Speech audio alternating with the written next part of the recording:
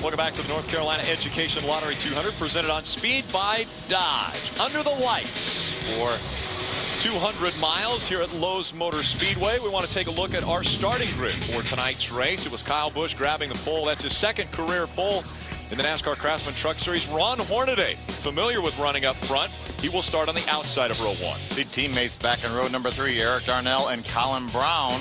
Landon Castle with a great run in row 4, Mikey. And right behind him, Andy Lally in row 5. He wrecked in practice. Next lap was qualifying, got her in the top 10. Great job by that driver and that team. Travis Quaffle is another one of the trucks that had problems, cut a tire down, hit the wall hard.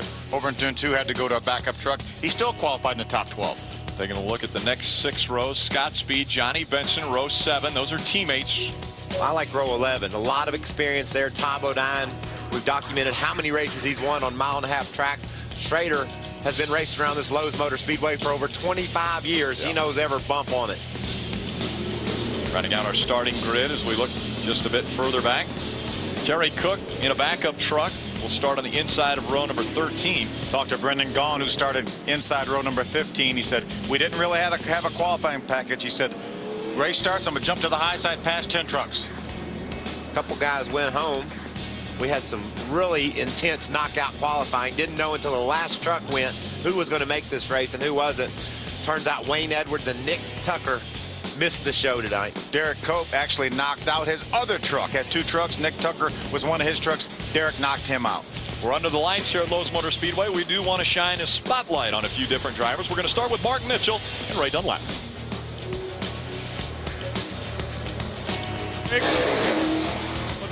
I'd like to talk a little bit about Mark Mitchell and that number 15 Ergon Toyota. Mark Mitchell had a great run at Daytona. He finished 13th there, but he's looking for a top 10 run. And if he gets one tonight, he's going to donate a bunch of money to Stocks for Tots. That's because his team owner, Billy Ballou, is wanting to circulate the information about Stocks for Tots. It's their 20th anniversary. And this year, the Stocks for Tots big party in Mooresville will be on December 9th. So mark your calendars. I know you'll see Mark Mitchell there to sign autographs for sure. Adam? Landon Castle making his second consecutive start in the NASCAR Craftsman Truck Series tonight, rolling off 8th in the 46 truck. And this is a perfect situation for both driver and team. He's looking to gain experience. Castle, a development driver for Hendrick Motorsports. Morgan Dollar needs a driver and sponsorship money. And GoDaddy.com is on the truck here tonight at the Lowe's Motor Speedway. Phil? Adam, I want to take a look at the number 91 of J.C. Stout. This is his first start of 2008. This is a family-owned and family-operated team from upstate New York. J.C. had his best career finish a few years ago at Milwaukee when he finished 19th, but he makes his best career start here tonight at Lowe's Motor Speedway in 24th. Looking to run 5 or 6 races this year, wants to get off on a good foot. Mikey. Phil, appreciate that. We'll look at Kenny Schrader. He and his little truck are going to roll off from the 22nd starting position. I mentioned those 25 years of experience running around Lowe's Motor Speedway. He will lean on all of those to try to drive back up to the top 5. That's where he finished in his last start at Martinsville, top 5 in that truck. He'll be looking to repeat the same thing tonight.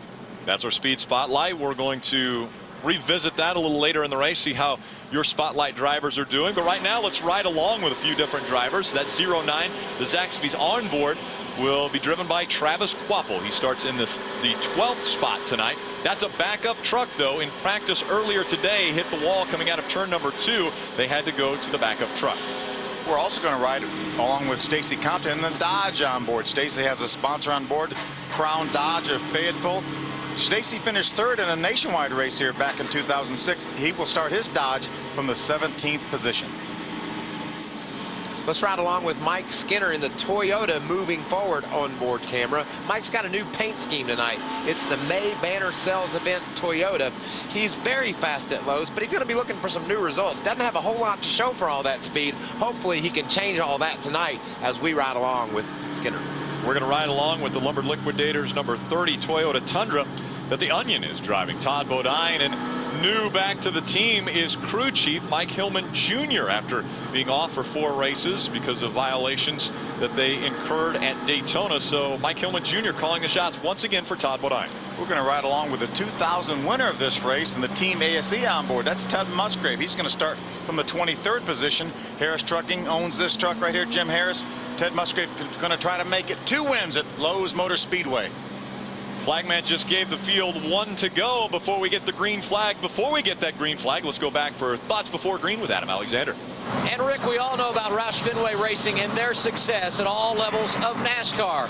And it's no different here at the Lowe's Motor Speedway in Charlotte. Over the years, teams from the Roush Fenway organization have visited Victory Lane 17 different times. 7 of those in Cup, 10 in Nationwide. But check this out, 0 wins in the NASCAR Craftsman Truck Series. In fact, it's only one of only 3 tracks on the current schedule where they've not won. Also Atlanta and Mansfield in that particular category. 3 drivers going to try and change that tonight. Quapple, Darnell, and Brown, and all 3 guys starting in the top 12 here this evening for the race. Ray?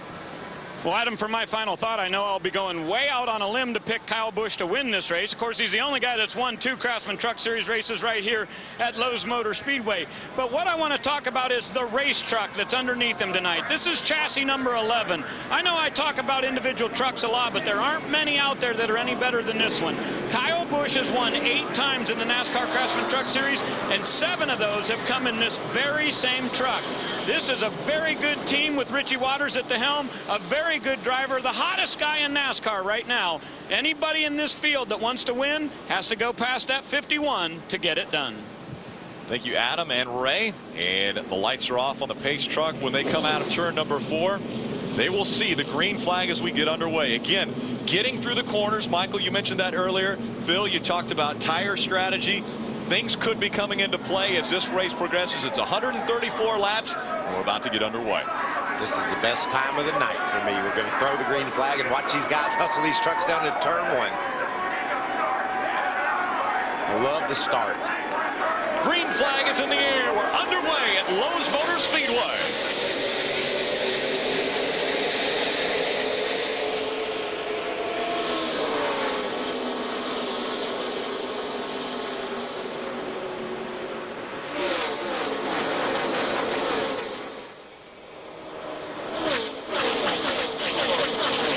Two and 3 wide, even 4 wide down the backstretch as they make their way into turn number 3. Way out in front already is Kyle Busch. Yeah, meanwhile, Kyle says, I'm not going to wait for these guys. I'm going to go.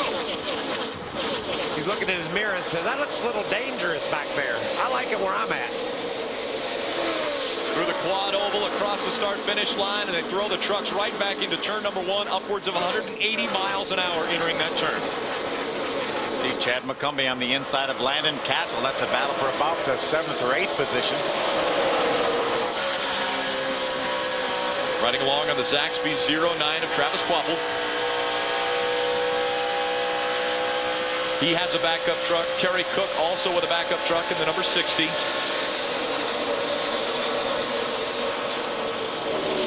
John Gone right around the top, of course. Passing the 07. A lot of people getting around that 07 truck. He's having a problem getting up to speed. That's Michael. It might be a little hairy right now. He might be saying, you know what, I don't need to be in this mix yet.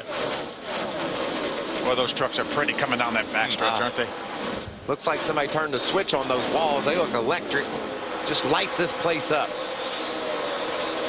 8 and 88. Chad McCumbee, Matt Crafton just in front of Travis Quapple's Zaxby's on board. It's a battle for the 8th position. Look at Matt Crafton going way high. Chad actually wiggled, got up there a little bit high. It's going to allow Travis to get down to the inside.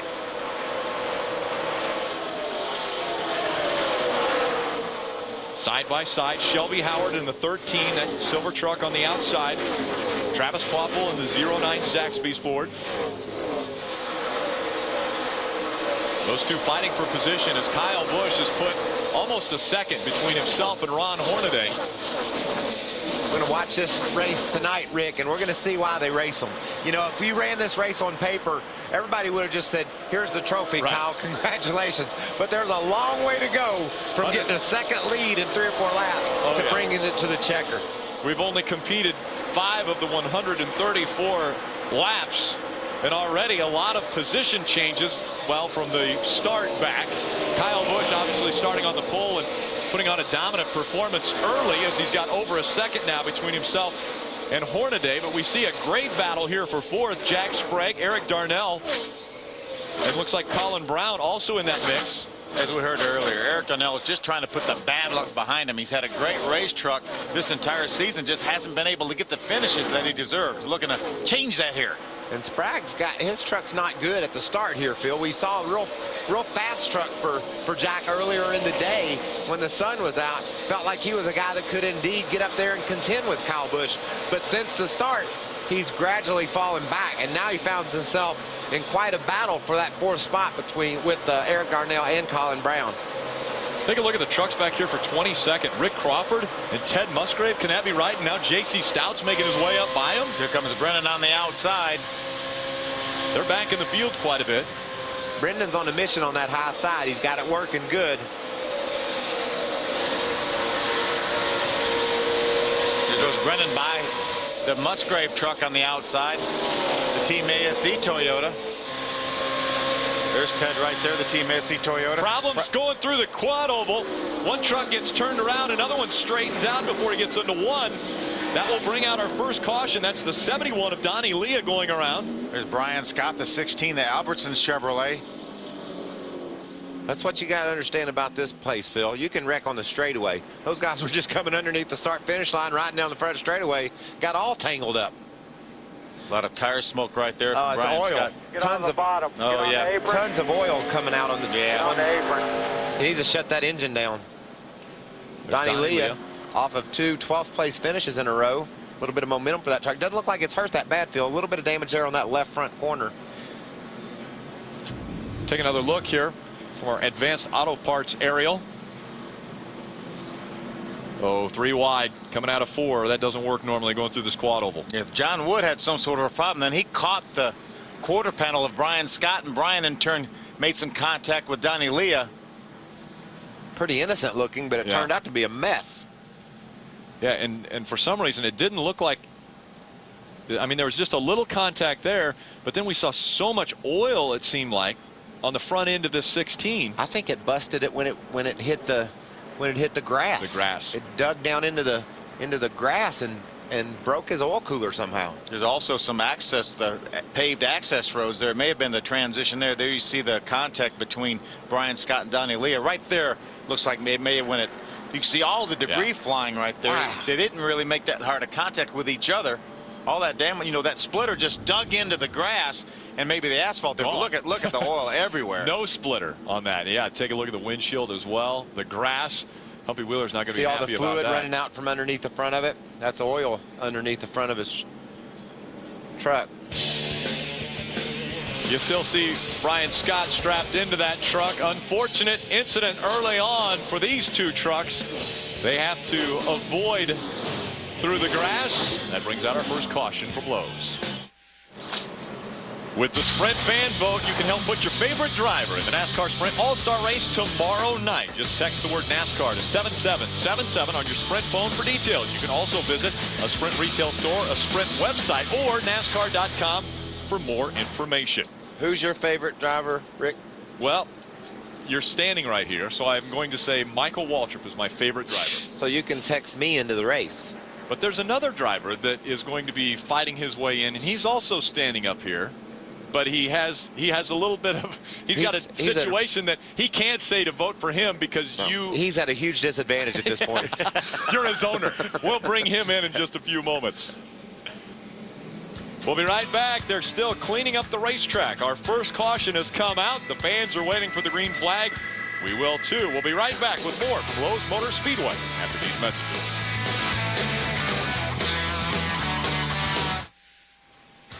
Welcome back to the North Carolina Educate presented by Circle K from Lowe's Motor Speedway. We just talked about who you can vote for the All-Star Race, which is taking place tomorrow night. You can text your vote in if you have a Sprint phone, and we talked about Mikey, but we've got to talk about one of your drivers, Mikey. We've got David Rudeman up here in the booth with us, joining us. Thank you, David, for coming up here. Now, you're going to start 17th in the showdown tomorrow to try to race your way into that All-Star race. Yeah, it wasn't exactly, didn't go according to plan, but we didn't have a very good lap. But yeah, I mean, come on, you know, Mikey gets all kinds of votes on everything.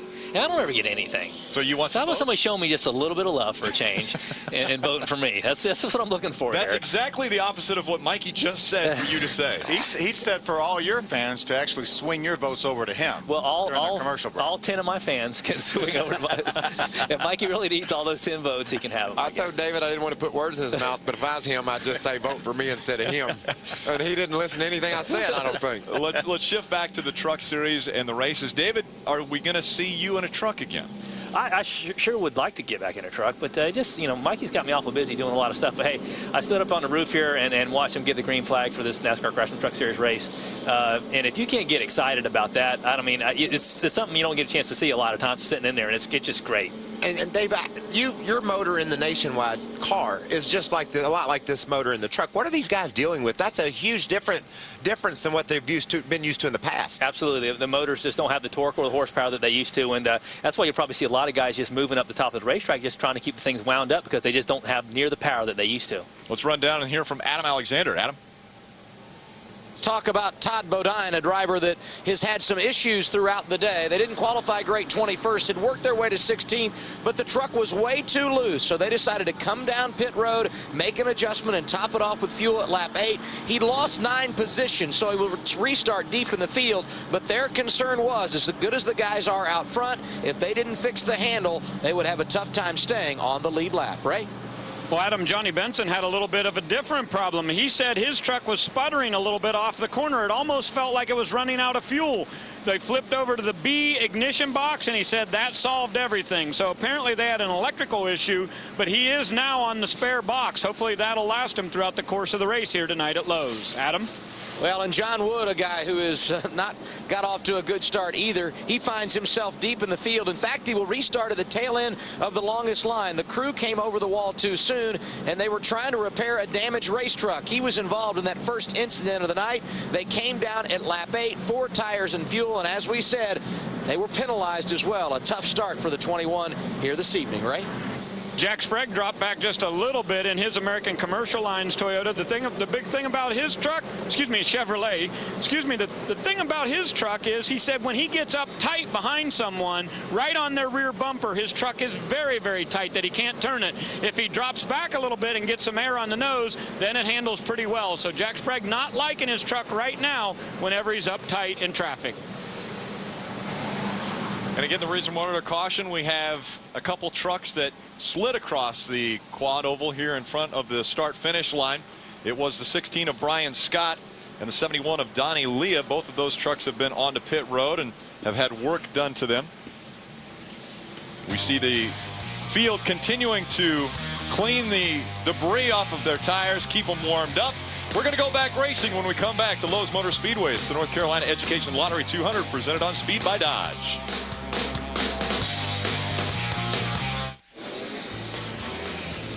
Welcome back under the lights. The North Carolina Education Lottery 200 presented on Speed by Dodge. Lowe's Motor Speedway. Always exciting to see the colors and the lights bounce off of these race trucks when we race at night. Especially exciting here at Lowe's Motor Speedway. David Rudeman joining us up here in the booth with Phil Parsons, Michael Waltrip. David, you were over here testing last week with a Nationwide car with the same engine package. You tested during the afternoon and then at night. What kind of differences did you see at night over the afternoon?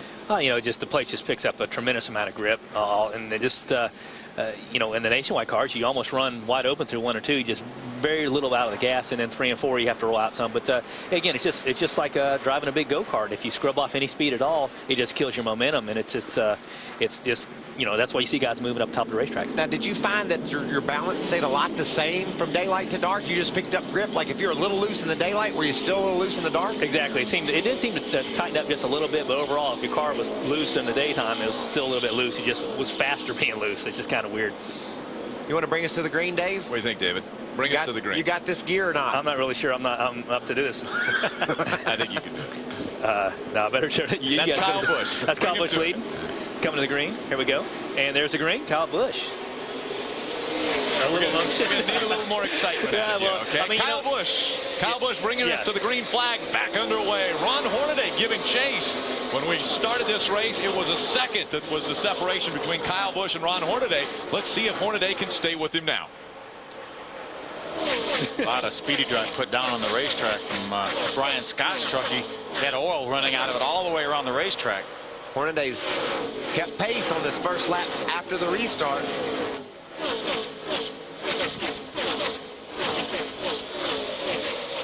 Seeing a view like that, David, you wonder to yourself, I'm guessing, why did I used to race these trucks? Yeah, it's the more you watch it, this view, the more you're kind of glad to be sitting up here. A little safer. And again, we see Kyle Busch pulling away from Ron Hornaday. He's separating himself, but the two of those trucks are now moving away from Mike Skinner.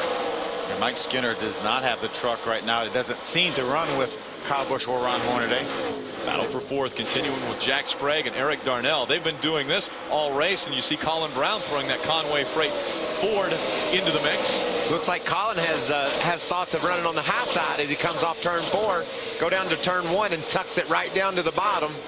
Ray, what's wrong with that two? He doesn't seem to be able to keep pace. Well, Michael, add a little more to my story there. The fact is Jack Sprague's left front spring is definitely coming down too much, and that is letting the front splitter hit the racetrack. He says it is wicked loose whenever he hits a bump. If he gets that bump and that spring jumps, he said it's really hard to hold on to. So apparently they've gotten too low on their coil bind setup.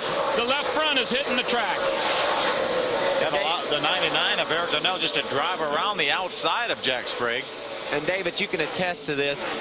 We watched Kyle Busch at Daytona have a spring that was coil bound and hit the road really hard. And somehow Richie Waters, trouble. The 11 off turn 2 almost gets into the wall. Yeah, David Starr may have made a little contact with the right rear quarter panel. Did you hit is the question, and I don't know. It didn't look like it.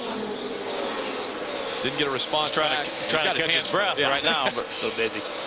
But like I was saying, Kyle Busch and those guys somehow got that truck adjusted and run second at Daytona. Oh, look at this. Justin Marks' left front tire blows away and starts wrapping the sheet metal all over the racetrack.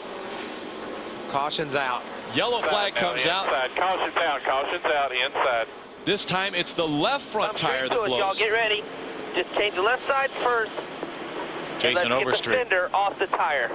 Wow. That's pretty much off the tire. It's off the truck, actually. They don't have to worry about pulling the fender away. They might want to cut some of the fender away. All right, I'm going to try for the... Now, just before this took place, we saw David Starr get almost into the wall, it looked like. Let's take another look. He got up into that speedy drive, Phil, and it just got loose with him. Yeah, there's so much of that speedy dry up there. You see him get real sideways and had really nowhere to go. He's right up near the wall, but fortunately he's kept that truck out of the wall. We're riding along with Lumber Liquidators on board. Take a look in the upper right corner there. David Starr going by. Wow. So many times that truck spins sideways. I know Tom Bodine had his eye all over him. And then this is Justin Marks. This is the view that Ted Musgrave had in his Team ASE on board. See the debris flying all over the racetrack. It actually hit the truck of Ted Musgrave. Adam Alexander. And the 9 is on pit road. Tough break for him in the early going, trying to rebound for what was a nice run for them at Kansas. That left front tire. You heard on the radio the call for Jason Overstreet, the crew chief, to change left side tires only. And they're also working the damage on the left front fender. That rubber that came off the tire tore up that fender big time. He pulls away, but a tough start for the 9. And the word on the radio is pit road is open. Kyle Busch said, if we come, be ready. It could be fuel only. And now we see Kyle Busch has made the pit road, and it's a game of follow the leader. Everyone else coming behind him. Skinner, Hornaday, and Sprague all making their way to pit road. The first stops of the night at lap 22. Kyle Busch pulls in. They'll top off the fuel tank, save the tires. The leader will pull away. Down now to Ray Dunlap. Ron Hornaday is in the very first pit stall here in his Camping World Chevrolet. The guys go to work on the right side. They've got tires going off, a little bit of a hang up on the front. Kyle Busch has already gone by. They're going to do 4 tires and fuel here for the number 33. There are 3 trucks that have gone by. A couple of guys apparently getting 2 tires or fuel only. Hornaday came in second. He's going to go out about 8. Hornaday running off pit road. You know something that's a little bit strange? I think Kyle Busch won the pole but didn't take the number 1 pit stall. We got him an opening, and that's what he was hoping to have. But, you know, we talked in the pre-race about strategy. Yep. We just saw our first round of strategy. Some guys just gas, others got 4 tires. Rick Wren, 4 tires on his truck. We'll find out where they shake out when we come back. Rolex Sports Car Series takes to the air Sunday at noon on Speed. VIR was marred by fines and penalties. Now the Rolex Sports Car Series rocks the corkscrew of Laguna Seca, where many teams are hoping to change their fortunes. Rolex Sports Car Series, Laguna Seca, Sunday, 12 p.m. Eastern, 9 p.m. Pacific. Yeah, those guys got all over it at VIR. I mean, yeah, I think that's why there was the fines and the penalties. Yeah. I remember last year when we were in Mexico for the race, they got out and got in a fight. So the Rolex Sports Car Series is some intense action. Have you ever tested at VIR? I have not. Mr. Rudiman went there this past week, didn't you? Yeah, we were there. How'd you like it? This place is a little bit narrow. I mean, it's of course, it's a road course, so I have trouble staying on those anyway. But it's a great place to go test stuff, though. It's a great facility. Now, your truck career, you won the race at Nashville, finished third in the points. Which is something that Rick Allen did not know. Did I not say you won at Nashville, right? Because I remember the guitar, and I remember DW taking the guitar from you. Yes. Well, no, he gave it to me, and I still have it, actually. I like that. The thing about that day, you and Mike Skinner had the best trucks in the race, but man, you almost wrecked in turn 3. Thing hit some oil, you slid through it sideways, saved your truck. Isn't it funny when you win a race, you look back at how close it could have been exactly the opposite? Yeah, it definitely could have been really close. And Rick, of course, Rick wouldn't have remembered that, Hey, by the way, you did a great job bringing him to the green. Yeah. Craftsman's always on the cutting edge of technology when it comes to tools. Today we want to spotlight another important piece of equipment that Craftsman makes available to all of us in the Craftsman tools of the trade.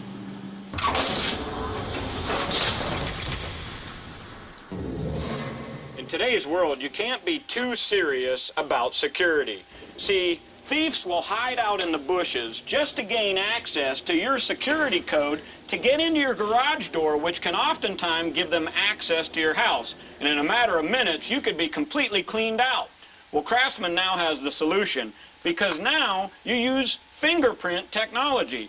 You see, once it encodes your fingerprint, you're the only person who has access to run the garage door up and down. You can actually put in 4 separate fingerprints, and this gives you the opportunity to open your door and no one else to steal your security code or your PIN number. Craftsman, on the edge of technology, keeping your home super safe. I like that. That was a bad-looking dude there. Yeah, the guy that broke in was scary. Adam Alexander, what's happening with McCumbee?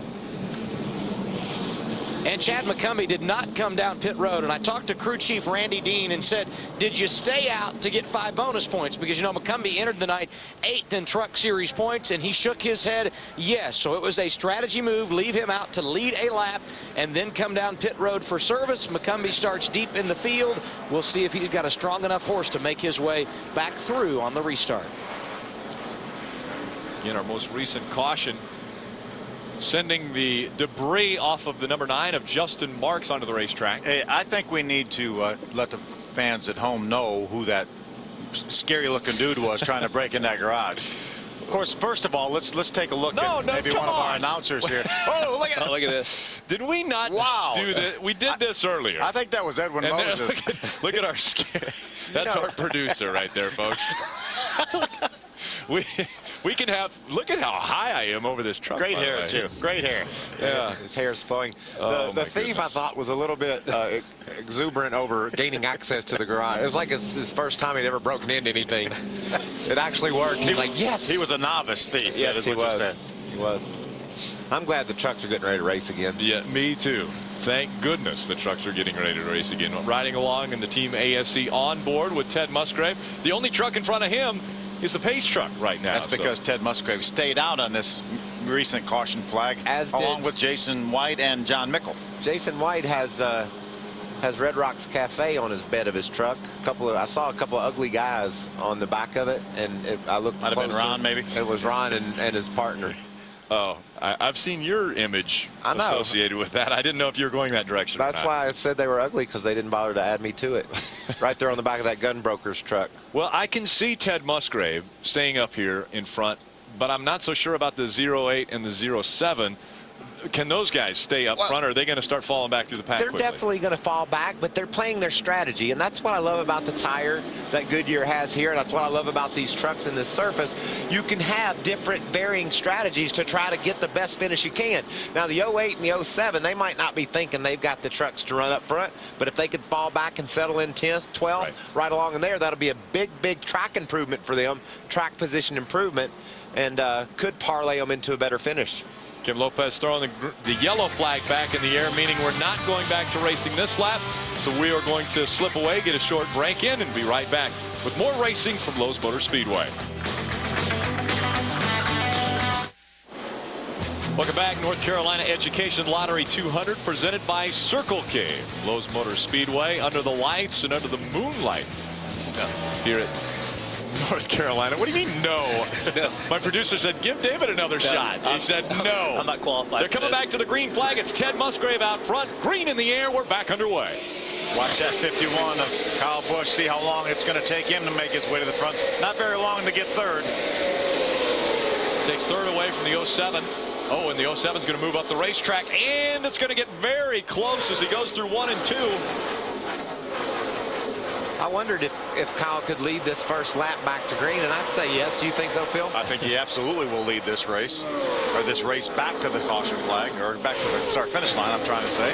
David's got me all flustered here on the restart. On the restart. Yeah, we can blame David for about anything right now. Kyle Busch is able to lead that lap, so he jumps back out in front.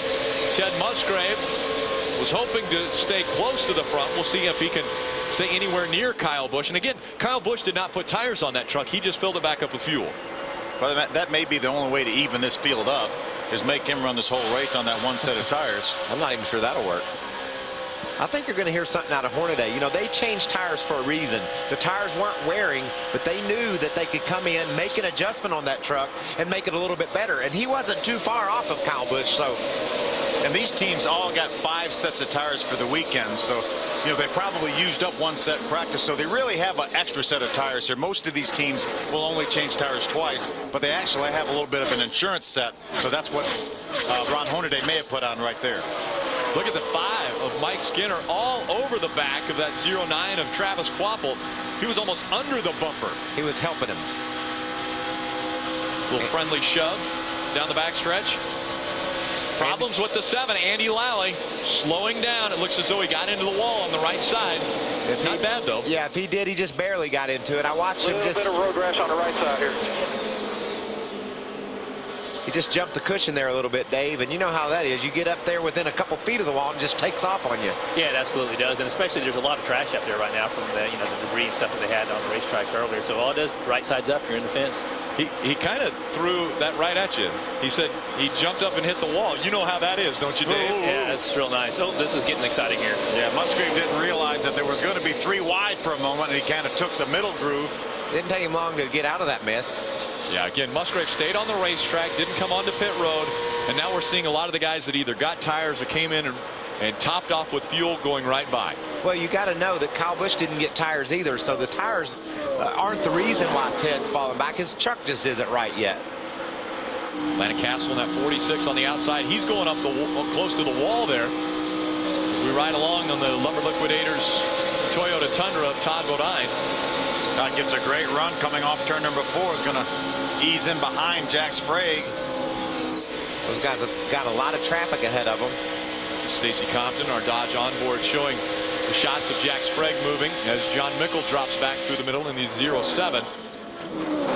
Hornaday's getting by again. Yep. 08 of Jason White. They see, look at Colin Brown now. But you got to say it's a good call for Jason White and that team. You know, he's held his own. Got a good restart. Held his own. Still inside the top 10. Gained a lot of track position.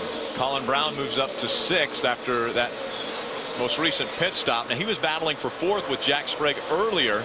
Now, this is a tough position for Colin Brown to be in, down on the inside. This truck will have a tendency to want to slide up the hill. Ron Hornaday will have to be aware that he's down there. And wow, Ron almost came down on him. He came down. He didn't give him a whole lot of room, but Colin was able to maintain control. Going to fight back at the start-finish line. Those two cross the start-finish line. Colin Brown just a nose in front of Ron Hornaday at the scoring line. But now Hornaday coming back out in front of Colin Brown.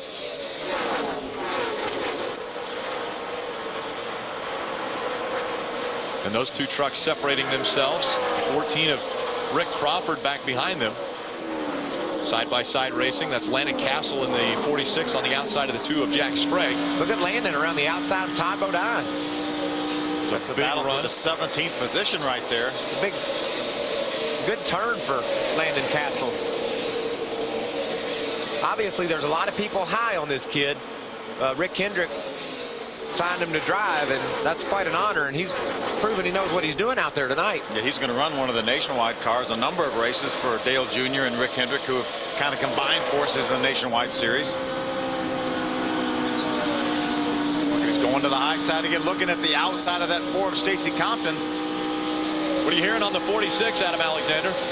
He's been fairly quiet on the radio, but the one thing you like about him, he's a smart young driver. And what I mean by that is earlier today, this is a brand new race truck. He radioed during the practice session and told the crew, the truck is faster than me. I just don't want to get in over my head. So he understands what he's dealing with, and he's taking full advantage of the opportunity to drive in the NASCAR Craftsman Truck Series. Ray?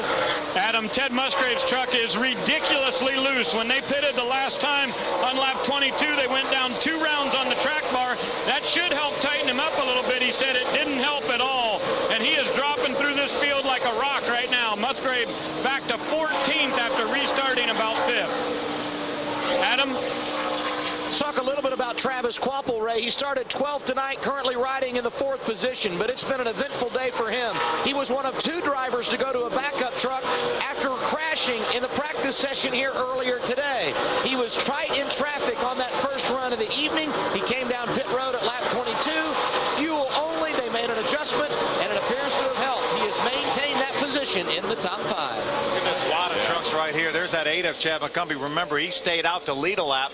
Don't think that was the greatest move, but got him real far back in traffic, but now he's trying to work his way back towards the front. And right now, Landon Castle in that 46 is mired behind the 08 of Jason White. It looks like Jason White's holding up that outside line. Landon Castle's been able to run real well up there, but now he's stuck behind that 08. He's going to go to the inside. Yeah, he had to change his plan. Jason White wasn't able to maintain the speed up on top that Landon wanted to see him be able to do, and so he dove to the bottom. Now Jason White's picking it up on the right side of your screen. And the left side, 5th and 6th is the battle going on there. It's Colin Brown on the inside, Ron Hornet. Those 2 guys are not going to give up. Landon Castle still dropping back now on the right side, but the left side, it's Ron Hornaday and Colin Brown battling. You can see how loose that 6 truck of Colin Brown gets down on the bottom of Ron Hornaday. These are lessons. I'm sure his spotters on there saying, now be careful. You're really getting yourself in a bind here by diving up underneath Ron Hornaday, but yet he's been able to dive under there, can't complete the pass, but hadn't messed up yet. Closure right there from Ted Musgrave.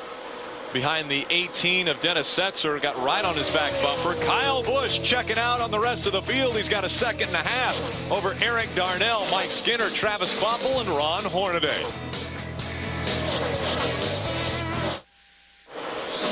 Welcome back. The North Carolina Education Lottery 200, presented on Speed by Dodge. Tonight's aerial coverage is brought to you by Advanced Auto Parts.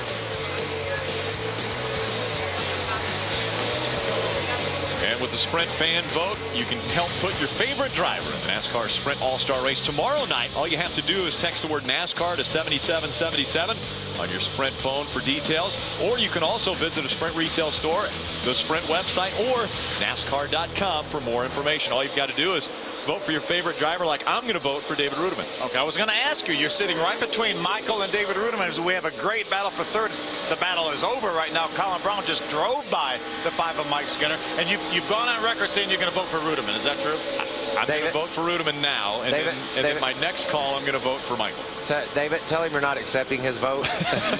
You want it to go to me. I need all the help I can get, guys. You know.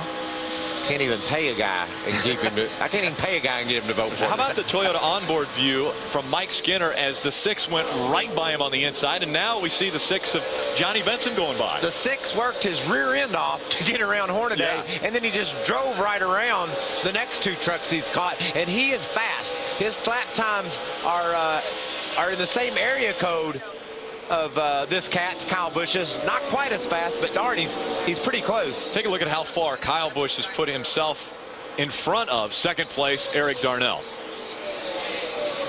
He's led 43 of the 50 laps. You see the 51 there. And there is the 99. That's the Northern Tools 99 Ford F-150 of Eric Darnell. That's second. Then it's about 6.5 seconds back to our third place truck, the 6 of Colin Brown right now. And he was just able to get by Mike Skinner, so I'm guessing he'll be moving a little bit closer toward the front. But now we've got a couple teammates in Eric Darnell and Colin Brown running second and third. There's Colin, the Conway Ford right there, F-150. See, his last lap was about a little bit over a mile an hour faster than our leader, Kyle Busch. He's close. He's got his truck tuned up and can run about the same times as Kyle, but Phil over 8 seconds behind as he fought through traffic to get into that third spot where he rides right now. But Kyle Busch on the same, three wide there. 30 of Ty Bodine on the inside. There's the 11 of David Starr. There's Brian Sockwell, the 54 on the outside. He decides, I'm not going to be on the outside of 3 wide. Good plan, good plan. There comes Landon Castle. That's a battle for the 15th position right there. Actually, 14th position. Ron Hornaday gets by Mike Skinner now, taking 4th away from Skinner.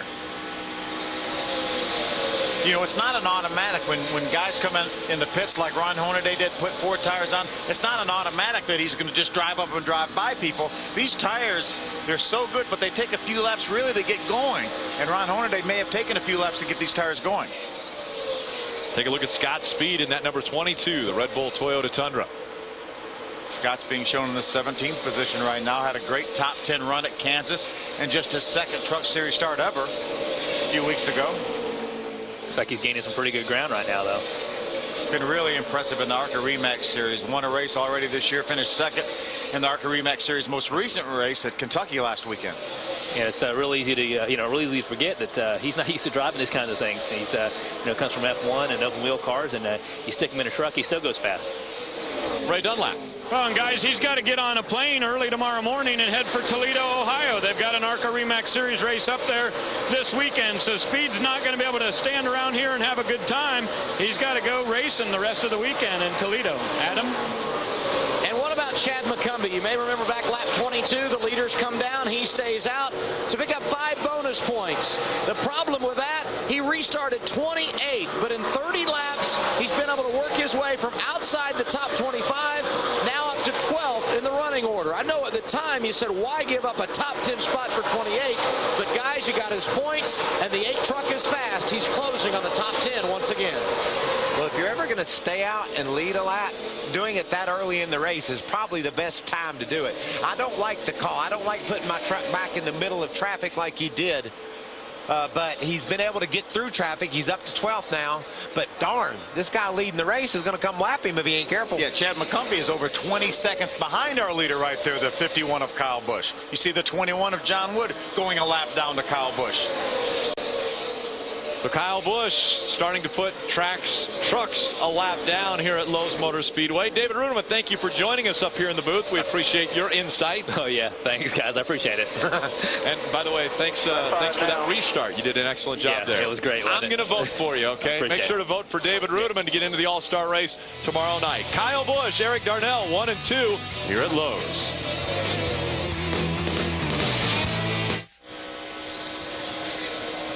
Next Saturday, May 24th on Speed, the NASCAR Craftsman Truck Series marches into Mansfield, Ohio for 250 laps of short track beating and banging. The NASCAR Craftsman Truck Series live on Speed May 24th, 12:30 p.m. Eastern. NASCAR on Speed. Make sure you are there. Short track racing once again. Big Ohio 250. The shortest track that the Truck Series will race on this year. 1/2 mile there at Mansfield. And talk about beating and banging and not playing nice. Yeah. And we talked about the strategy that would lead into who would win this race tonight. Think about the strategy next week. The guy that won a couple years ago he didn't pit. Last year. Last year. He decided to stay on the racetrack. That will change, though. We have a little smaller fuel cell, so he can't make it all the way on 1 tank of fuel. We might want to talk a little bit about fuel mileage now with Kyle Busch, because we're closing in on lap 80, and probably around lap 80 to 85, if there was a caution to come out, these guys could stay out for the remainder of the race. And you can tell right now, tires aren't going to make or break you. You know, if you're good, you don't have to have fresh tires to stay good. So I predict that as soon as these guys can get enough gas to get to the end, they'll pit and it'll be over. What's happening on pit road, Adam? You guys talk about Kyle Busch, and I just talked to his crew chief, Richie Waters, and he said the window for them, if it stays green, the next pit stop would come somewhere around lap 78 or 79. You see Richie on camera there. The other thing we should point out is something Kyle said on the radio while we were in commercial a moment ago. He said, if this thing even smells another truck, it hauls down the straightaway. Some colorful audio from one of the most colorful drivers in the sport, and he looks awfully good here tonight. He had a bit of a tough time lapping the 60 truck of Terry Cook, though. He was down on the inside, and Terry hung with him pretty well on the outside for a number of laps. Well, and Terry also knows that if he can slow down the momentum of the 51 truck, he will remain the Aaron's lucky dog for a longer period of time. You know, he doesn't want to just let Kyle Busch go and lap another guy. He wants to hold him up the best he can so that maybe the caution flies and he gets that lucky dog. That was his thinking. And we've seen that happen before, where we've had guys get the Aaron's lucky dog before and come back and win races. the race, exactly. Right now, just 21 trucks on the lead lap. Stacy Compton running 21st. Hey, remember when we last visited these two? Yeah. Colin Brown was all over Hornaday. Coming to halfway now. Now Hornaday has driven back around Colin Brown. He actually ran Colin down. Colin pulled over and let Ron Hornaday go by, as you see the halfway signal. That truck has come alive. Ron ran as fast as Kyle Busch did the last time by. Now, granted, he's 10 seconds behind him, but he ran as fast as he did. Get a big gap between first and second, and then another large gap between second and third. Kyle Busch had 5 seconds on Eric Darnell. Ron Hornaday was 9 seconds behind Kyle Busch. 20 trucks on the lead lap is all we have right now. That truck, the number 7 you see there, Andy Lally,'s in 19th. So how about the fact Dennis Setzer is just in front of our race leader. Dennis Setzer running 20th. And Kyle Busch about to put him a lap down. Can Kyle Busch make it another win at Lowe's Motor Speedway? Well, he's looking very strong now. He started on the pole here tonight. Eric Darnell, Ron Hornaday giving chase, but having a hard time catching Kyle Busch.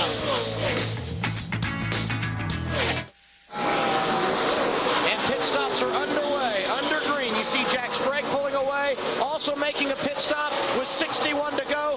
Matt Craftsman. These are scheduled under green. Ray Dunlap. Jack Sprague did a 4-tire change and a track bar adjustment for his number 2. We expect Eric Darnell coming in the next couple of laps. He'll give up second place. They'll come down and put on 4 tires on that Northern Tool and Equipment Ford. Very rare situation when the Truck Series has green flag pit stops. And right now it's taking place. We see the 51 diving to the low side of the racetrack. Shelby Howard in that 13 up top. And then it's J.C. Stout in the 91 that Kyle Busch is now going by. You got it right there. You got it. now these guys can run about 60 laps on a tank of gas, right, Phil? About 55 is what Richie Waters. Come on your cue. Just call me. Richie Waters told me he could run about 55 laps, but we've had a number of caution laps since these guys have been on pit road, so they can actually run a little bit farther than that 55 laps. Jack Sprague's probably thinking he's done pitting for the night, got that stop done. Now he's just hoping the caution flag doesn't fall. Caution flag falls right now. He's stopping. Watch it. With the 51 still on the track and leading the race, you're going to find yourself way out of the ballpark. He has put everyone from 15th, actually now 13th, a lap down. Adam Alexander. Fuel only for Travis Quapple at lap 22. So as they come in here under green at lap 76, they are putting tires on the 09 truck. Travis going to start 11 races this year in the Truck Series, trying for another top 10 here tonight. It would be his 3rd of the season. Ray? 1 round up on the track bar for Eric Darnell. He got a little bit tight there coming off of 4. They're going to go with 4 tires and fuel. This may be just a little bit earlier than they anticipated. Earlier on the radio it says they could go to lap 80. Back to Adam. And Brendan Gaughan is on pit road. This too would be a scheduled green flag pit stop at lap 77. They elect to go with 4 tires. Their first stop of the night. They also went with 4 tires. Right sides are on, and actually it's just 2 tires. Right sides only for Brendan Gaughan. Ray. Ron Hornaday said he is really good in turns 1 and 2, but not so good coming off of 4. So they're going to make an air pressure adjustment on that right front right there for the Camping World Chevrolet. You see the guys going to work on the right side. It'll also be a 4-tire stop for Hornaday. Adam. As scheduled, here comes the leader, Kyle Busch. No tires for him at lap 22, and as we expected, 4 tires, top off the fuel tank, and there will be an air pressure adjustment. If there's any way this night could go bad, it would be on pit road, and it looks like they did have some problems on the right front. Left side tires going on as we go to Ray. Mike Skinner on the way down pit road. Remember, he's got that special paint scheme. May is a banner month for those guys. Then Skinner's on his way out. Now, one guy who has not pitted yet, Colin Brown, and we expect that Conway truck to be down pit road in just a moment. Adam?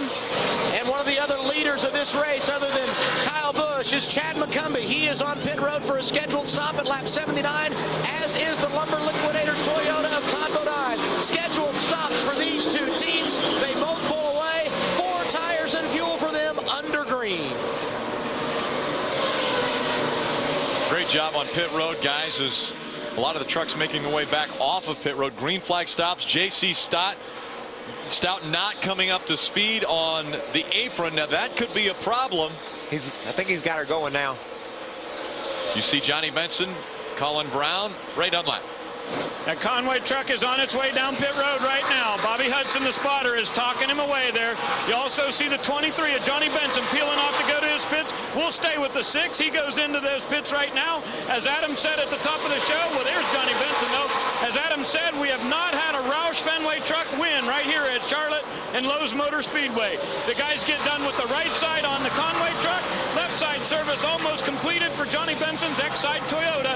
And Colin Brown will be down and away back to the racetrack. He did get bonus points for leading. Don't speed, dig on the way back out to the racetrack. Here comes the field off of turn number 4. J.C. Stout did get it on the pit road, Phil, but he didn't quite make it to a pit box. I don't know if NASCAR will think that should constitute a caution or not. There's a bunch of guys going out there now to push him in. Dennis Setzer scored as our leader last time by the start-finish line. Terry Cook was 2nd. David Starr 3rd. Colin Brown 4th. Ray Dunlap. Starr has given up his position on the racetrack to get his final service on lap 81. He said his truck is loose through the middle, so they're going to try to fix that with left side air pressure. Pit Now, brand new sponsorship on that number 11. They will do very good service. This is one of the best teams in Craftsman Truck Series racing as far as getting pit stops done. That 11 crew from Red Horse Racing. He makes his way back out on the racetrack. Terry Cook took over the top spot. He now leads here at Lowe's Motor Speedway in a backup truck. Remember, he was the first one to hit the wall in practice earlier today. Remember, we saw him get lapped just a few moments ago by our leader, Kyle Busch. Terry has stayed on the racetrack. He made a later pit stop than did most of the rest of the guys. He's got a little bit more fuel in that Toyota right now, but he will be coming to pit road pretty soon. At this time, 4 tires, fuel, a half a round in the right rear. Half a round only. Here in the changes there, Adam Alexander. And Dennis Setzer is on pit road. A scheduled stop for him. They will put on tires. They pitted at lap 8 and at lap 22, but both of those fuel only. Dennis describes this truck as unstable, not the way he likes it. Right side tires only. And as he pulls off the pit lane, here comes the 60 of Terry Cook, giving up the lead for his pit stop. He will come all the way down the pit lane to Ray Dunlap, and that will cycle Kyle Busch back to the top spot to Ray. And I'll tell you, Adam, here's another thing. Ron Hornaday wanted to stay out to lead a lap, but the 99 pitted a little bit early, and that kind of forced the hand of the 33 team. We're watching the Weiler Racing team as they come in and do that final pit stop. This should get them in position to be able to go the distance for the rest of the race tonight. I'm not sure about everybody else, but Hornaday, guys, I don't think has led a lap, has he?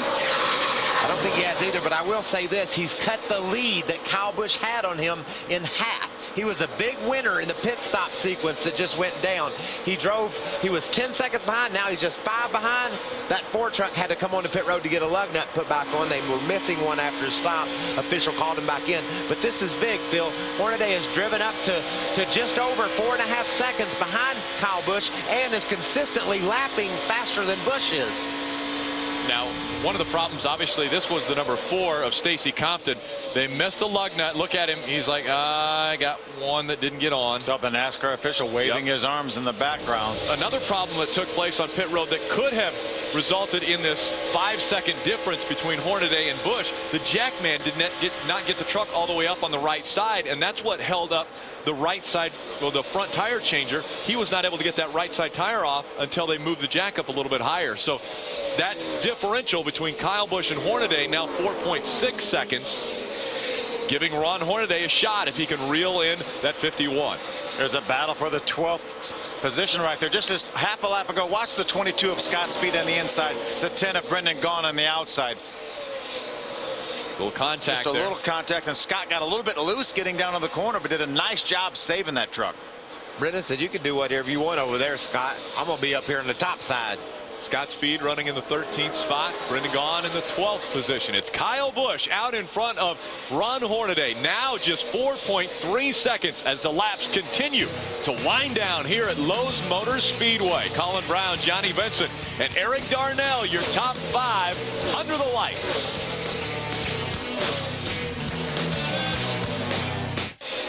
The NASCAR Craftsman Truck Series on Speed is brought to you by Craftsman. Craftsman tools are the official tools of NASCAR. Craftsman at Sears. By Sidgard's Endurance Heavy Duty Engine Oil and Overdrive Grease. Sidgo Lubricants. There at every turn. And by Aaron's Sales and Lease Ownership. Nobody beats Aaron's. Nobody. How many lucky dogs have we had tonight? None. No lucky dogs in the North Carolina Education Lottery 200. Presented on Speed by Dodge. Aaron's likes giving away lucky dogs. This race is getting interesting. Hey, don't look now. Ron Hornaday is less than 2.5 seconds behind our leader. 2 seconds the difference now. We take a race summary after 93 of the 134 laps. Kyle Busch leading. 7 leaders have swapped the top spot 8 times. Only 2 cautions for 15 laps.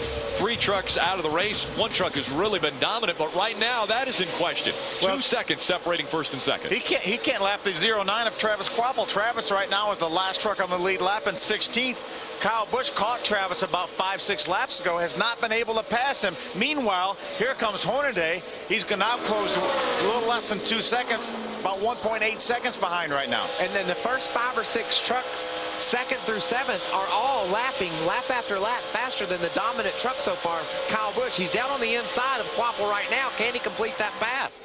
Doesn't look like it. No, he can't make that pass. He's still trying to clear him. Does it? He's by him now, just by him as he goes through the quad. We'll see if that clean air will pick up his lap times a little bit. Adam Alexander, what's going on with Kyle?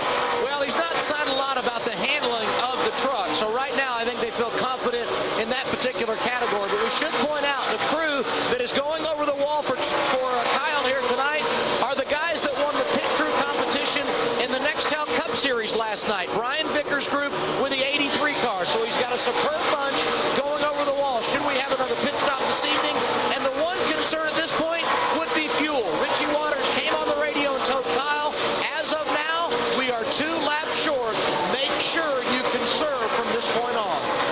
That might have been a little bit what that was about, Phil. He could have been riding along behind that 09 truck, just getting some better gas mileage by drafting off of the 09, because first time by, once he cleared him, 31 flat, fastest truck on the lap. Yeah, Richie may have said, hey, save me a little fuel. Then if I said, well, go ahead now. And when he did, boy, he went. Yeah, separating himself now from Ron Hornaday. It was 2.2 last time by. This time, as they go by the start-finish line, it's 2.3, so 1/10 of a second faster to that lap than Ron Hornaday. We still have about 7 or 8 trucks that are very competitive right now. There's second place Ron Hornaday. That's the difference between our leader Kyle Busch and Ron Hornaday. And now we're seeing third caution of the night come out. It's debris.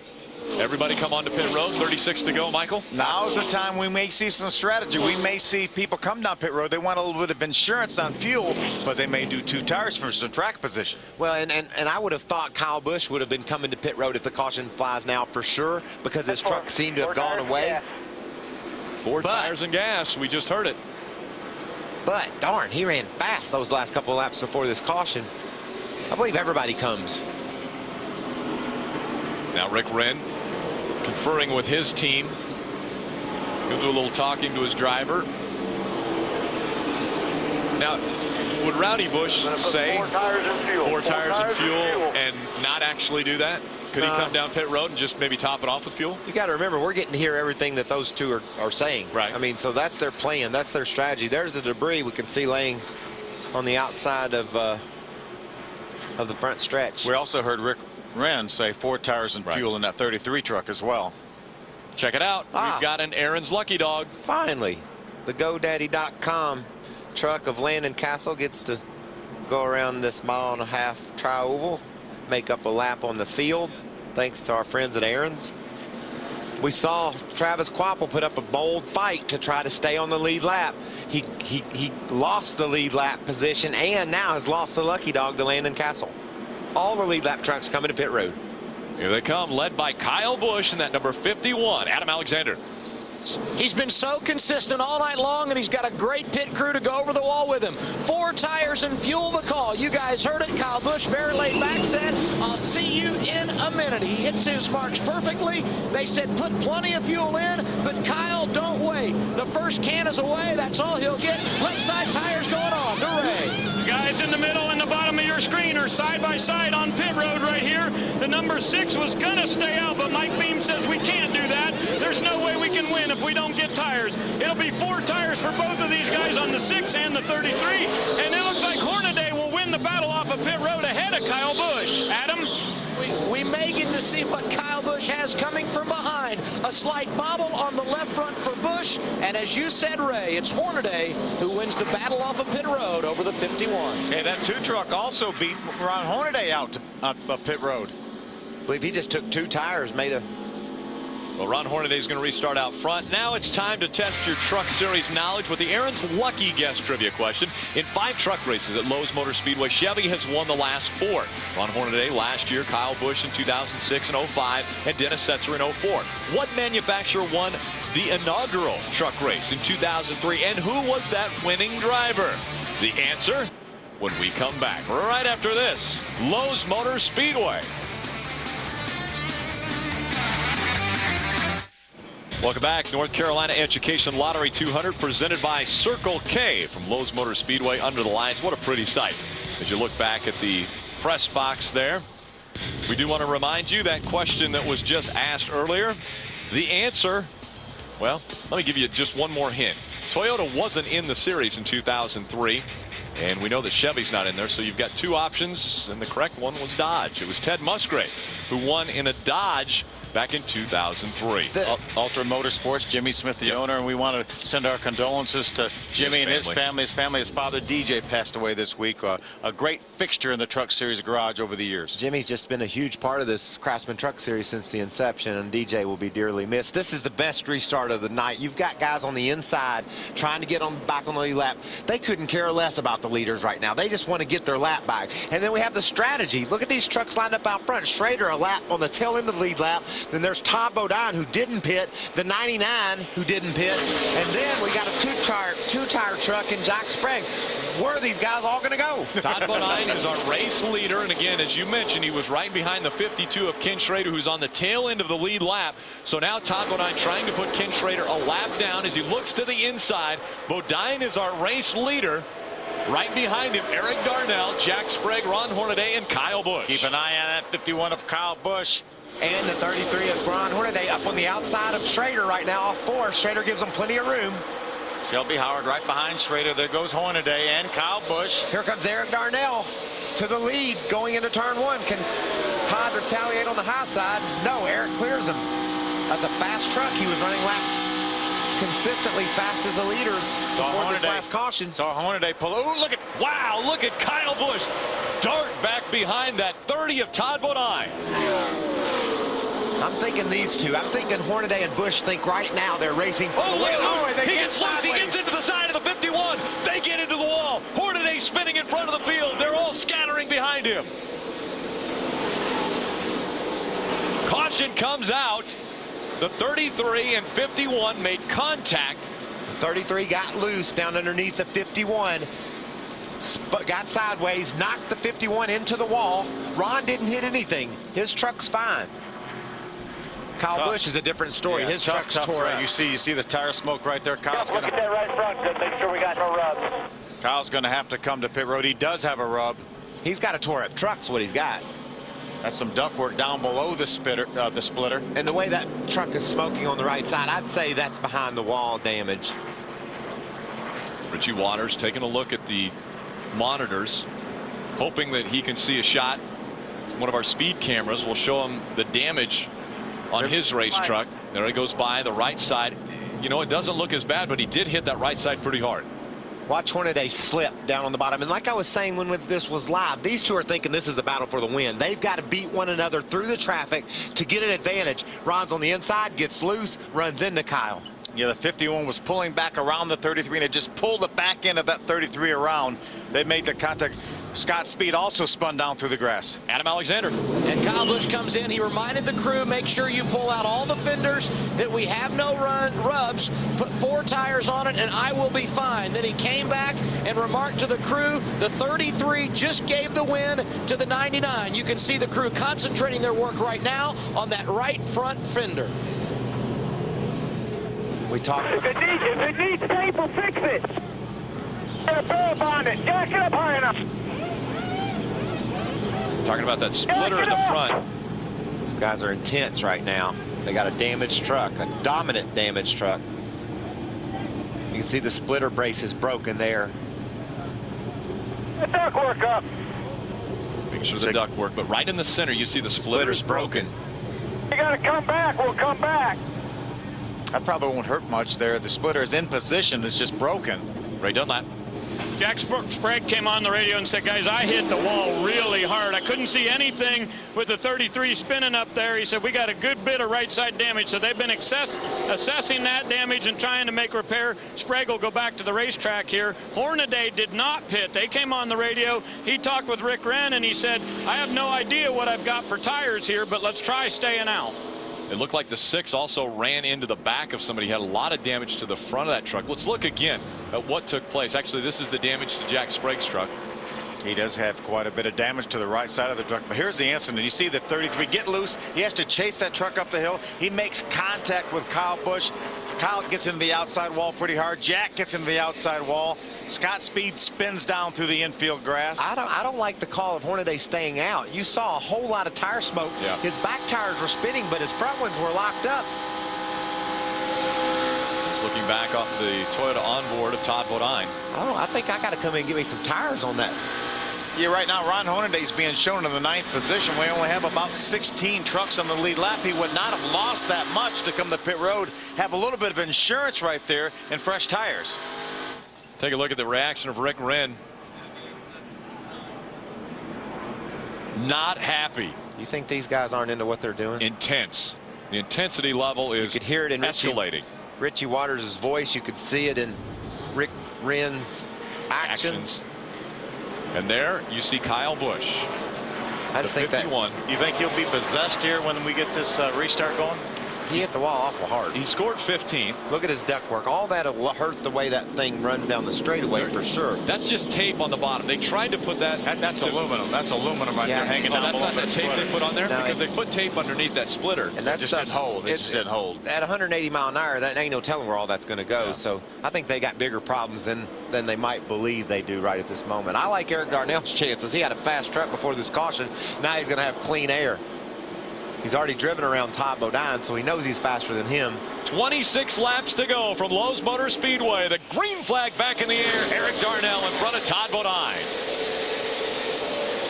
Matt Crafton's moved up into the 4th spot. Johnny Benson running 3rd right now.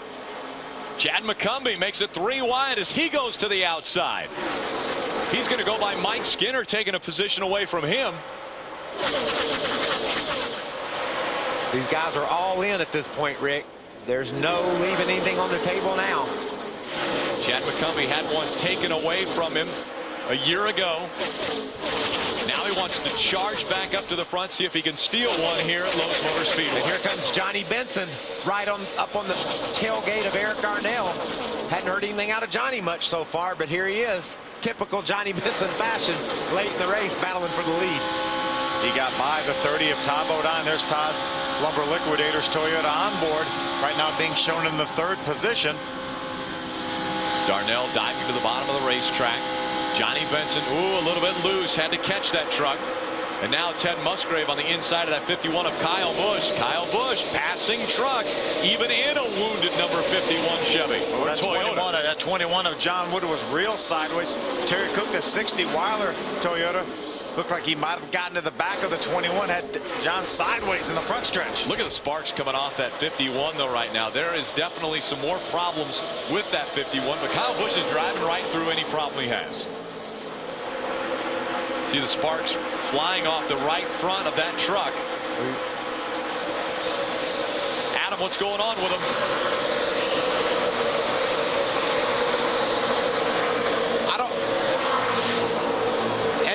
Kyle has been very quiet on the radio. You can see him continuing to drive despite the sparks, but he has not said anything about this race truck, so we'll continue to monitor. But right now, Kyle very quiet as you see Todd Bodine and Matt Craftsman battling for position in the top 5. Ray?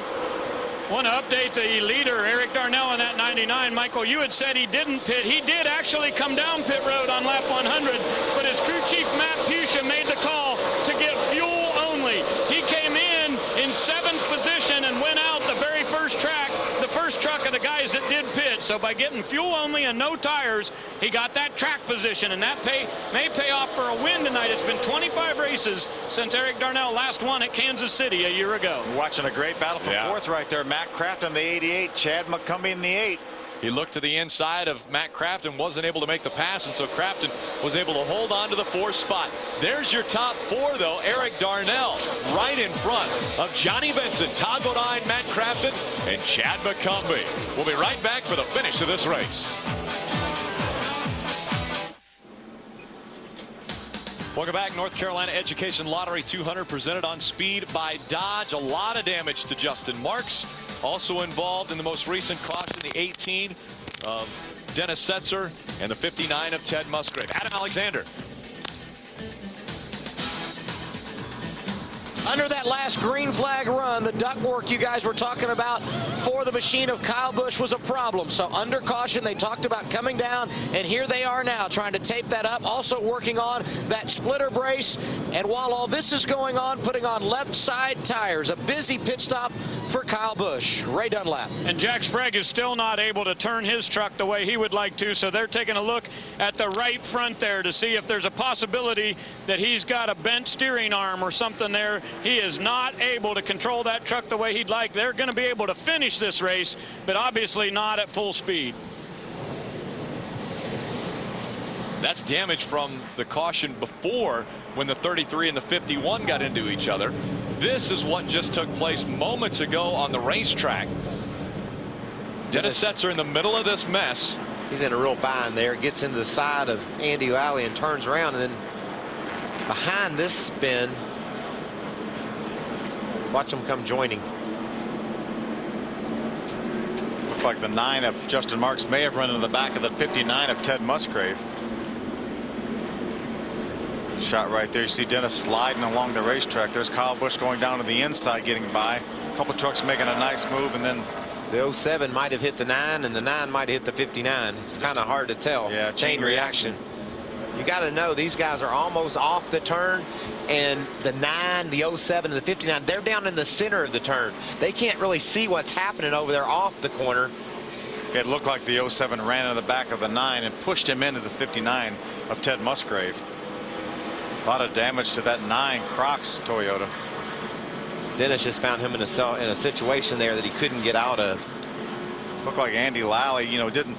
It was a 3-wide situation, and typically your spotter will let you know that you're on the outside of 3-wide, and it looked like Andy may not have known that it was 3-wide and didn't quite give enough. He probably gave enough room, but not any extra room, and then Dennis unfortunately got a little bit loose and made a little contact with Andy, and that pushed his nose around to the left.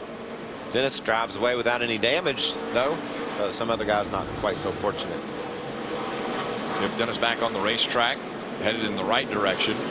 Kenny Schrader got a lucky dog. Did we mention that? We did not bring that up. Jason White in the 08 is going to have to go to the tail end of the longest line. He had crew members over the wall too soon.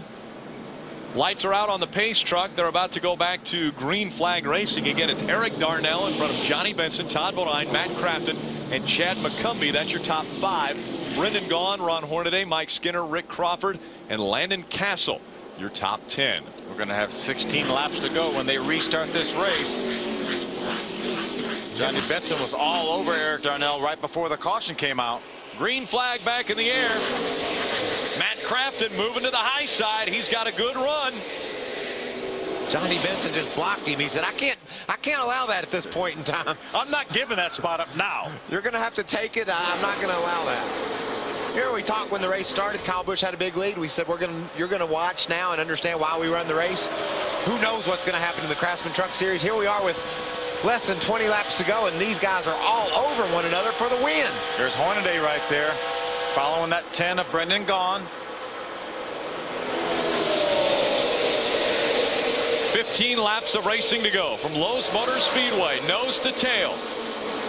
Eric Darnell in front of Johnny Benson. Eric Darnell's only win in the NASCAR Craftsman Truck Series came on a mile-and-a-half racetrack. Just like that, buddy.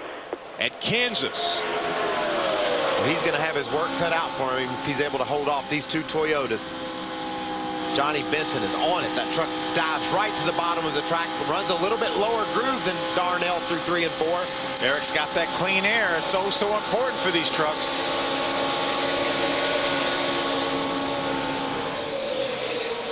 Hornaday underneath Brendan Gaughan, but can't quite close the deal. Here comes Brendan on the outside.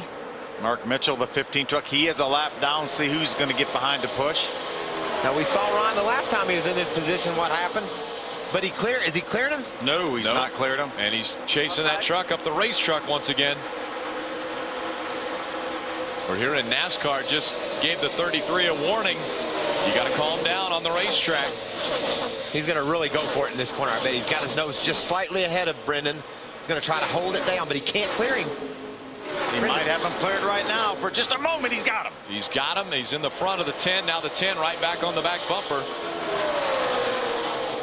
That moves Hornaday up into the 6th position. Kyle Busch. Ooh, that truck restarted 15th. Scary looking, isn't it? Scored 14th now, but still the sparks coming out of the right front of that truck. Woo! David Starr, the 11-2 of Jack Sprague. That's a great battle right there. Last time by, Johnny Benson was a little bit faster up there, 2nd spot. The 11 of David Starr is being shown 1 lap down. That is not a battle for position. There's Kyle Busch in the 51. Right with the 2. Eric Darnell just in front of the 23 of Johnny Benson. I think that 99 truck gets tight.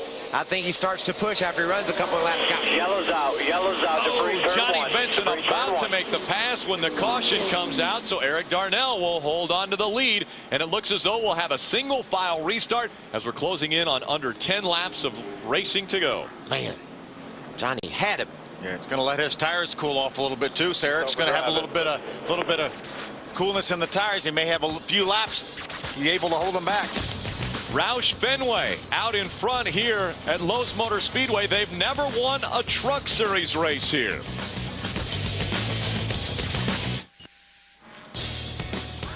Welcome back under the lights for the North Carolina Education Lottery 200 presented by Circle K. Lowe's Motor Speedway, the site of race number 6 of the 2008 season. And tonight's aerial coverage is brought to you by Advanced Auto Parts. Great shots from up above this mile-and-a-half racetrack. Ray Dunlap, what's going on with our leader? Well, just want to update a little bit. Carl Edwards was down here in the pits, and he was giving some advice to Eric Darnell over the radio, saying, if you're going to let Johnny Benson try to make a pass, make sure he does it on the inside on 3 and 4. He said, I think that 23's tight. You protect the high side, and you're going to win this race.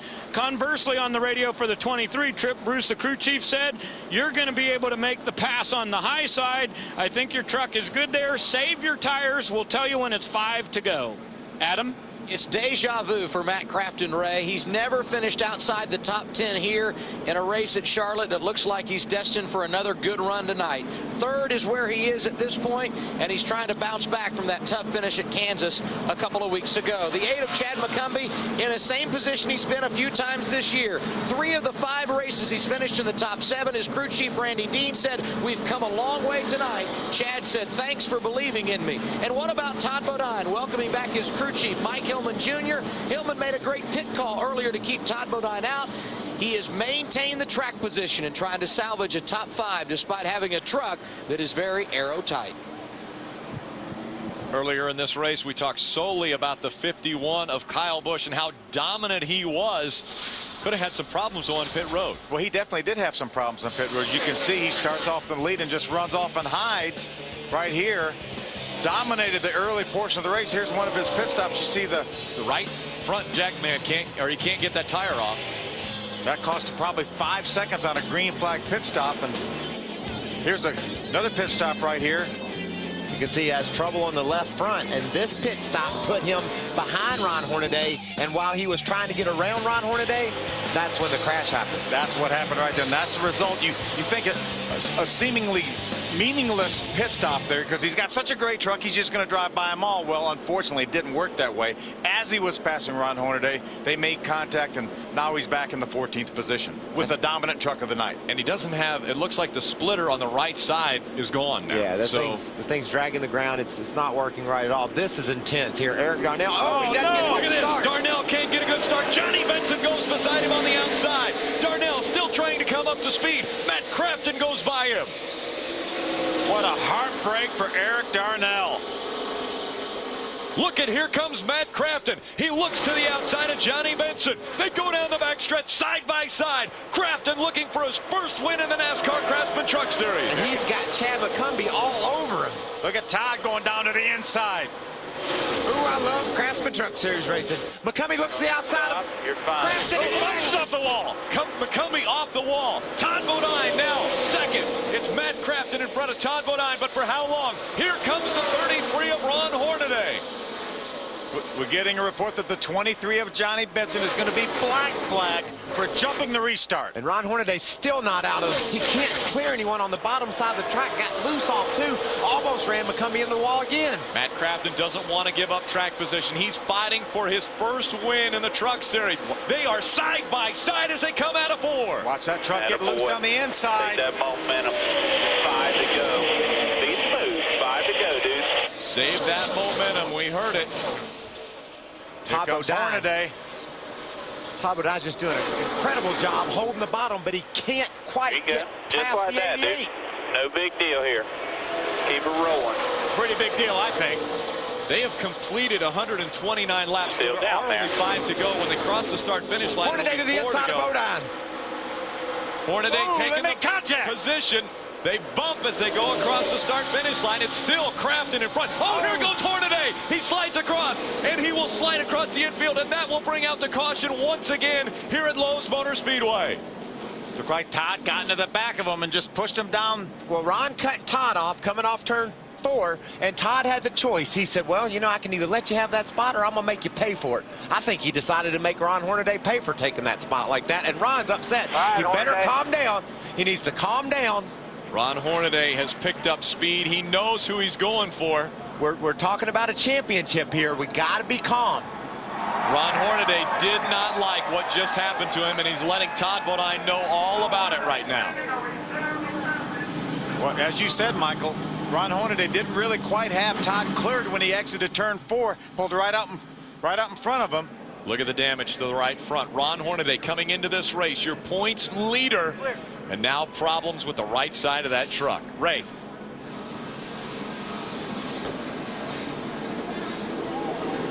Well, Hornaday obviously has to put a right front tire on there. He's on the radio, very, very displeased with Todd Bodine.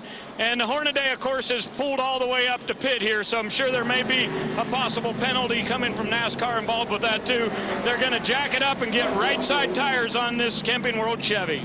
Well, you can't move up to pit, and that's the equivalent of what Ron did there. He drove past the field, then came straight on pit road. That's a lap penalty if you move up to pit, so it'll be interesting to see if if he gets called out on that. Now, you got to understand, Ron did not have Todd cleared, and Todd let him have the spot. And then, oh boy, we got more problems here. And then Todd just said, well, you can't do that. I'm going to hit you back. Water coming out of the front of this truck. Let's take a look at what happened here. This is after the pass happened. You see Todd's all up underneath that 33 truck right there, the quad oval. Just gets and nudges him around a little bit. And you see as soon as Ron left the racetrack, that's when the splitter came off. There's some more damage to the left front corner. Well, if you're going straight and somebody's got your wheels off the ground, it's hard to make it. But you can see there, Ron just moved up in front of Todd. Todd didn't like it. Lifts the wheels off the ground. That spins Ron and sends him to the left and into the infield. You know, you hit somebody going down the back straightaway like that, you don't have a very good chance of saving it. But when you're turning through the tri-oval like Ron is right there, no chance of saving it. No, you have to turn. This is not, you don't just run this thing straight. That is a definite turn right there. When Ron had to turn that steering wheel left with Todd up under the back of that truck, watch this right here. Ron has to turn that truck left right here to make that next bend. And when he did, around he went. Again, Ron coming up and showing his displeasure for what just took place with the 30 of Todd Bodine. Man, this could have been a huge points night for that Come in this next time. 33 truck. Rick Wren letting it Right go. side skirt's hanging on the side too there. What happened on this restart? Let's see if we can take a look at this Johnny restart. Benson got black flag for it. Johnny goes to the outside. We can't see you, the flagman. I don't know that Johnny deserved to get black flag for that, because it looked like Eric Darnell had some sort of a problem, because he pulled down to the inside and left that lane open. Well, look, everybody's passing Eric Darnell. Watch his rear tire here. Watch his rear tire when he jumps in the throttle. Looks like he spins the wheels. It just doesn't go. You see it wiggle like that. He was spinning the tires. As you mentioned, 5 or 6 trucks went by him. I don't know that it's fair to black flag that 23 of Johnny Benson. That's just incredible camera work, guys. Great And he job. passed to the outside. And we're hearing that because Johnny Benson did not adhere to the black flag that was shown for the restart. Here he comes onto pit road now. Now actually he's making his way onto pit road. We couldn't see the flagman. You know, the flagman is what signifies to go racing. Right. We couldn't tell whether that flag was waving or not. And there's a definitive area where they will restart that race, and maybe they hadn't got there yet, but it looked like Eric Darnell just spun the tires, pulled over to the inside, and unfortunately Johnny had a good run going, passed him, and NASCAR brought him to pit road. When you watch this all-star race tomorrow night on Speed, watch for that. Though these Cup cars have so much power and this front straightaway is flat, every year it seems when we come down for a restart, that's where it gets hairy. You throw the gas to her, the back tires don't hook up, somebody turns sideways, and it's on. Somebody turned sideways to bring out this most recent caution. The guy who helped him get sideways, NASCAR said, you go to the back of the longest line. So Todd Bodine will go to the back. Ray Dunlap. Well, Rick, we all know that it's been a long time coming, and for Matt Crafton, if he's able to win this race, 178th start for him tonight. But how about Duke and Rhonda Thorson, the owners of this ThorSport racing team? Their last victory was at Flemington Speedway in 1998, and get this, that was 238 races ago. So Crafton trying to break that record of futility. Duke and Rhonda Thorson hoping to get ThorSport racing back to victory lane. Could be a big night here. And there you see Dennis Conner, who has gone up to take charge of running the entire team up at ThorSport Racing. Crafton has a shot here at a green-white checkered to maybe win his first race in the NASCAR Craftsman Truck Series. If I'm his spotter, crew chief, I'm going to get on that radio and tell Matt Crafton, watch those back tires when you come down. Get a little bit of a rolling start. It's up to Matt to, within reason, dictate the pace he comes to get the green. I wouldn't want to try to hold him up and then go. That thing spins the tire. Somebody else that's already lagged back and got a little bit of a roll will jump all over him. This will be the most important restart of Matt Crafton's life right here. Well, just think about the restart that Chad McCumbee experienced a year ago at Texas when he was about to win his first race. So he's lived this before.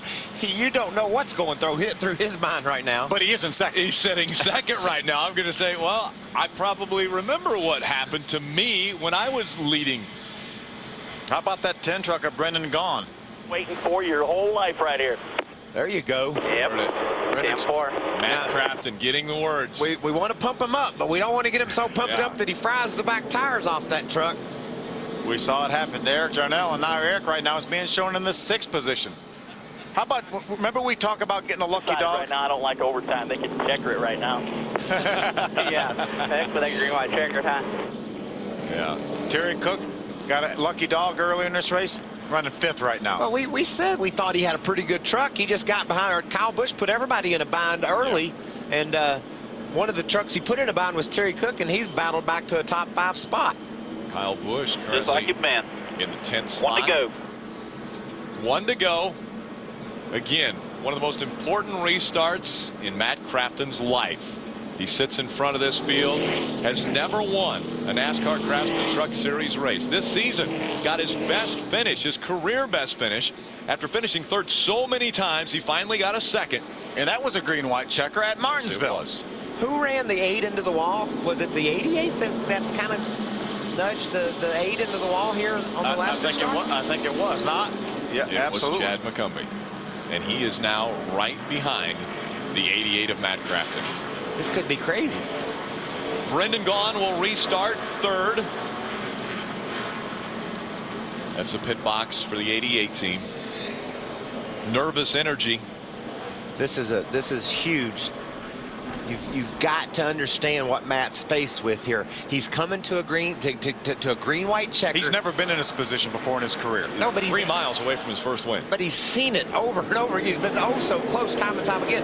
Think about Chad McCumbee right behind him. I think those two made contact earlier that put McCumbee into the outside wall. So he can't have that great of an attitude right now. I got to tell you how important this launch is. He needs to be really careful to get a good start, but not to spin those back tires. It's easy to do on this flat front straightaway here at Lowe's. We talk about Matt Crafton looking for his first ever win in the NASCAR Craftsman Truck Series. But one truck behind him, another gentleman who has never won in the NASCAR Craftsman Truck Series. The top 2 looking for their first win of their career. 2 laps of racing to go. Green flag in the air. We're racing at Lowe's. He got a good launch. He did. He held them slow, but he got a good launch. Did not spin the tires. And you can see the result of holding them slow. Some guys in the back got some huge runs. Mike Skinner down to the bottom of Terry Cook. McCumbee didn't get that great of a start, but was able to hold off. Got a good run here. Here he comes. Clear by 1. Here comes Chad McCumbee in that 8. Here comes Brendan Gaughan. We know Brendan Gaughan will go the high side of the racetrack. Matt Crafton protecting the bottom of the racetrack. Out of 4. He's there. Here comes Eric Darnell. He's underneath Rick Crawford for the 4th spot. The final lap at Lowe's Motor Speedway. Matt Crafton leading by 2 truck lengths over Chad McCumbee.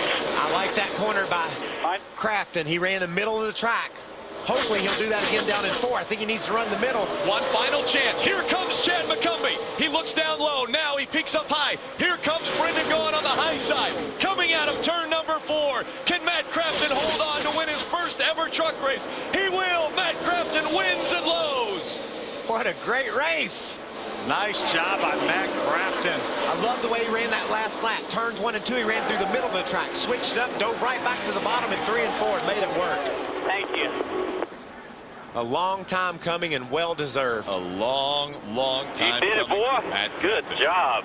Dang, that's awesome. Good job, dude. Thank you, guys. Let's go, man. Drew, very good job. Good job, bud. Awesome. Very, very good. Congratulations all around. Bud Hafley getting congratulations all around. Matt Crafton simply said on the radio, thank you. How special is this moment? You just can't even imagine how special this is.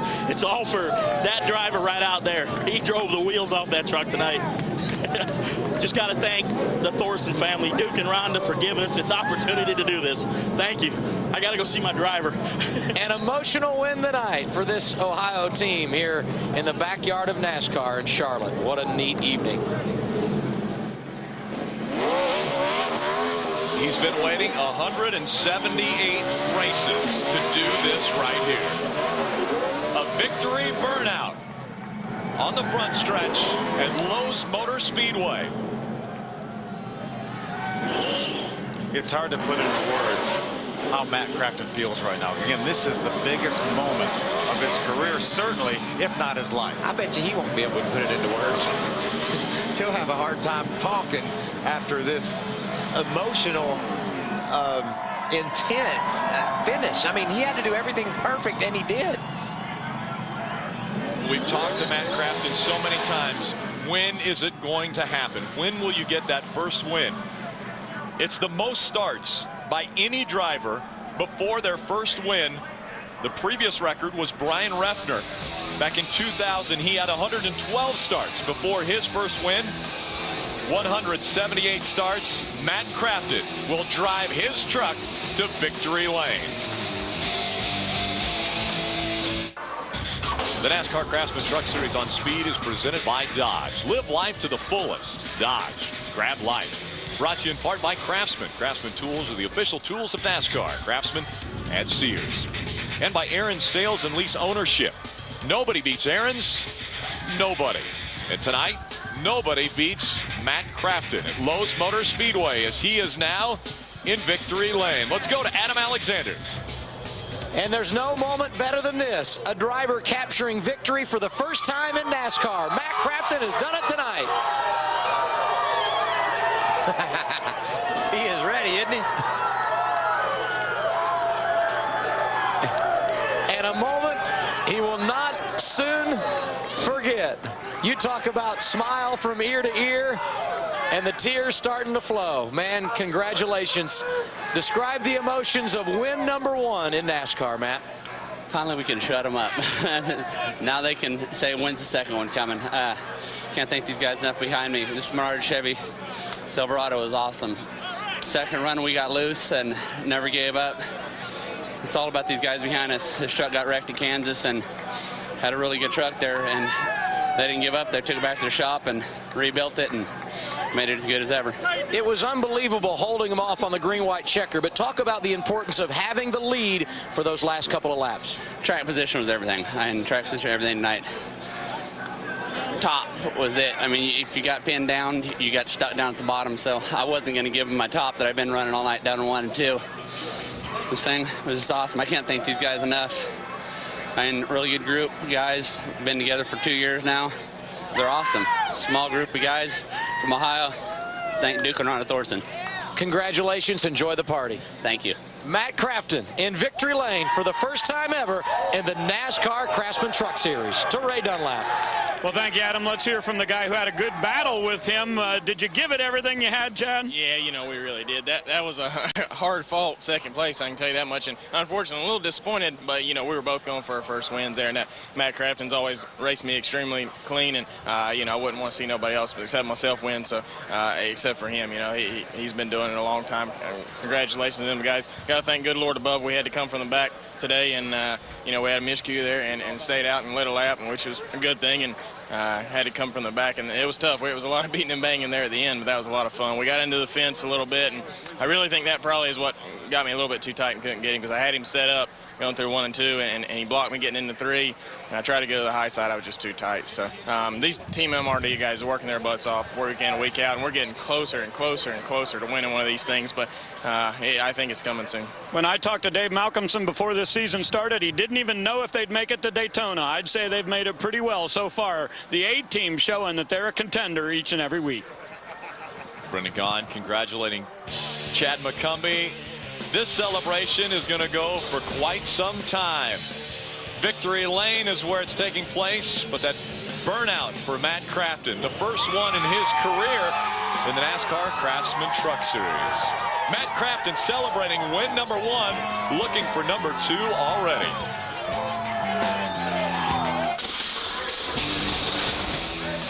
Take a look at the battle for position. Right after the restart, it's Ron Hornaday and that 30 of Todd Bodine, and he got under the back of that 33. You know, you have a choice. Ron had a choice to try to cut Todd off, and Todd had a choice to let him in.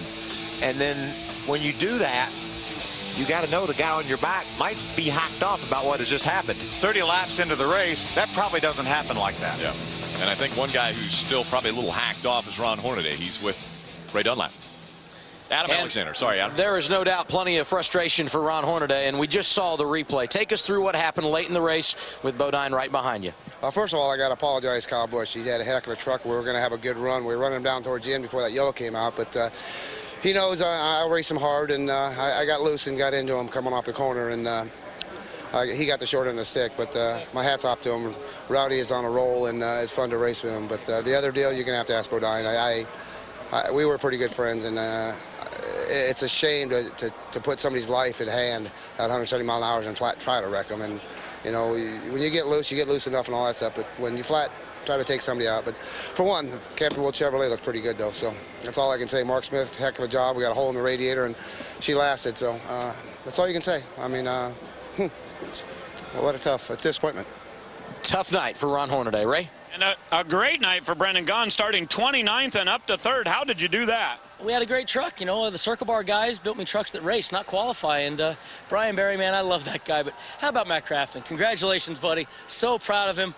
But thank you to the Mitchell family. Thank you to Circle Bar Racing. That's a brand new Ford pickup truck they built out of their shop. Guys in the Fab Shop got it done last week. Kevin Hamlin tested for me while I was on vacation. Thanks, buddy. But Max Force folks, we had about 80 people from Monaco coaches in the suites tonight. What a night to do it. 3rd and 5th. I love my guys. I love Brian Berry. I even got Rambo Liberati over there. Well, you did a good job. He finishes 3rd tonight. Brendan Gaughan coming from the back to get another top 5. Wow. Matt Crafton with the lottery balls.